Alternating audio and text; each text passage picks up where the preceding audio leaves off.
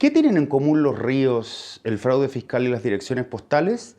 Respuesta: la ley Benford. Cuando caminamos por una calle y nos ponemos a mirar el número de las casas, observamos que, por supuesto, empiezan a contar en 1, pasan al 2, al 3, llegan al 10, 11, 12, 13. Bueno, si la calle tiene 23 portales, ¿cuántos números de casas comienzan con el dígito 1? Bastante más que con el dígito 2, ¿verdad? Quizás sea porque la calle es muy corta. Bien, imagina que nos vamos a una calle de 170 números. ¿Cuántos portales empiezan su número con el 1, o el 2, o el 3, o cualquier otro dígito? ¿A dónde quiero llegar?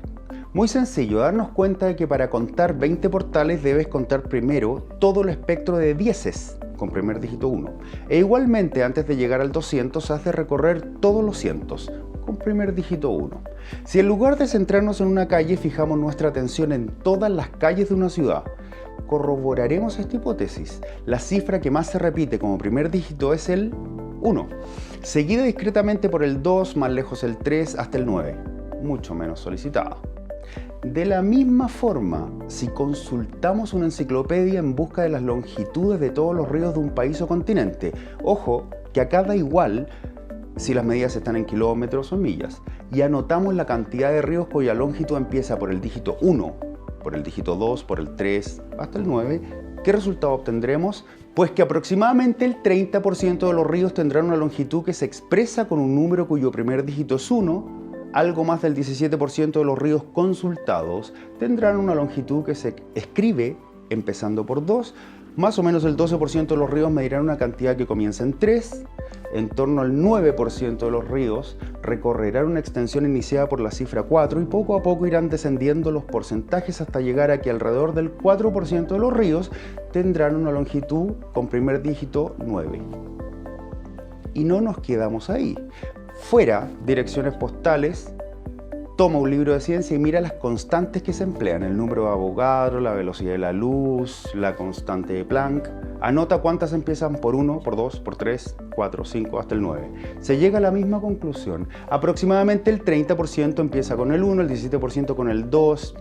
Otro más. Abre una revista y bordea los números que veas. Exactamente lo mismo. ¿Qué significa todo esto? Significa que hay ciertas listas de números sobre temas muy diversos que presentan el mismo comportamiento respecto al primer dígito. Longitudes de ríos, direcciones postales, constantes científicas, censos de población, áreas de países. ¿Anecdótico más que práctico? ¿A quién se le ocurrió perder el tiempo estudiando el primer dígito?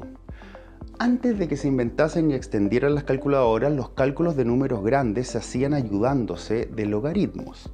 Había por aquel cercano entonces unos libros que recopilaban en tablas colecciones de logaritmos de números.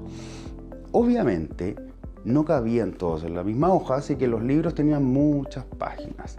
Pues bien, un astrónomo del siglo XIX, Simon Newcomb, se dio cuenta de que las páginas de los libros de tablas de logaritmos no estaban igualmente gastadas, es decir, que se consultaban más unas páginas que otras. Curiosamente, las páginas más usadas eran las que correspondían a los cálculos de números empezando por el dígito 1. Qué raro, se dijo, y se puso a reflexionar. Desgraciadamente, el fruto de sus reflexiones cayó en el olvido y 5 décadas después, en 1938, el físico Frank Benford redescubrió el fenómeno y reformuló la ley que hoy lleva su nombre. La ley Benford fija las probabilidades de aparición de primer dígito en determinadas listas de números.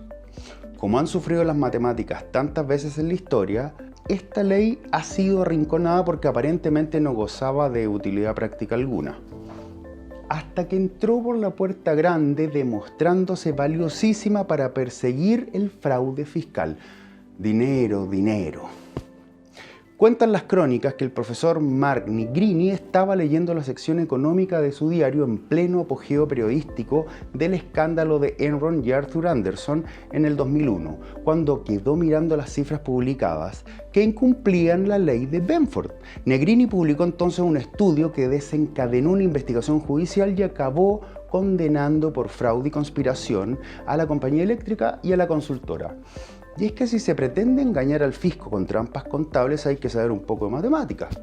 No puedes usar números aleatorios porque su distribución no se parecería en nada a la que lograríamos en la realidad, que es la ley de Benford. El primer dígito en listas de números aleatorios sigue la distribución uniforme. Finalmente, es menester apuntar que la ley de Benford está bastante extendida para descartar en un primer momento el fraude electoral.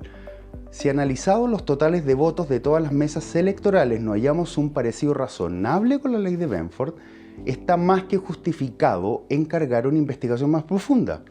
En la última década se han logrado destapar múltiples fraudes electorales basándose en las matemáticas. Ojo, la formulación de la ley de Benford es la siguiente. La probabilidad de que un número empiece por el dígito n es la diferencia de los logaritmos de n más 1 y n. Como ven, las matemáticas son el lenguaje oculto del universo. Seguiremos desentrañándolo. Nos vemos en otro video.